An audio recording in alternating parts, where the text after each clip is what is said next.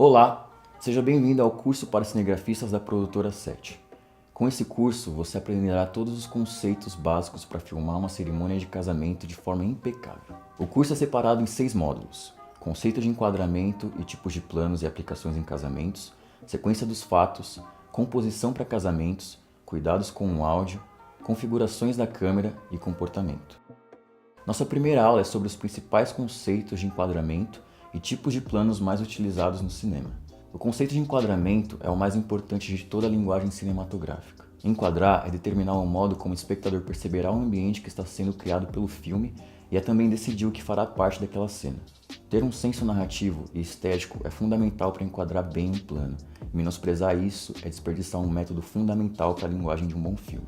A narrativa de uma cena inclui objetos, pessoas, acontecimentos e sentimentos.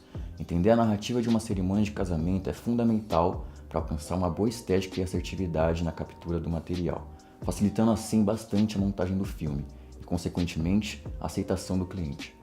O componente principal para se criar um bom enquadramento é o plano. Escolher o plano é determinar qual a distância entre a câmera e a pessoa ou objeto que está sendo filmado. Os planos mais utilizados da linguagem cinematográfica são plano geral, plano médio, plano americano, primeiro plano e plano detalhe. O plano geral é o plano em que, com um visual bem aberto, a câmera revela o cenário à sua frente. É mais utilizado para situar o espectador na situação da cena. As figuras humanas nesse plano ocupam um espaço muito reduzido na tela e é um plano usado para áreas externas ou áreas internas com grandes proporções. O plano médio é o plano em que se apresenta o personagem. É necessário que sobre um espaço em cima da cabeça do personagem e um espaço sob os pés. Dessa forma, é possível enquadrá-lo de corpo inteiro e, ao contrário do plano geral, que ambienta o espectador, o plano médio serve para apresentar-nos os personagens. Em alguns filmes é comum começar uma cena com esse plano e deixar com que o personagem se aproxime até a câmera ou a câmera realizar um movimento chamado de dolly-in para transformar esse plano médio em um plano americano ou até mesmo em um primeiro plano. O plano americano é o plano em que as pessoas que estão em quadro são filmadas mais ou menos na altura do joelho para cima. É o plano ideal para enquadrar várias pessoas interagindo e facilita a visualização da movimentação e reconhecimento dos personagens. Esse plano tem esse nome porque foi criado para frisar a arma na cintura e a expressão facial dos personagens de filmes de faroeste. O primeiro plano é o plano em que os personagens são enquadrados do peito para cima.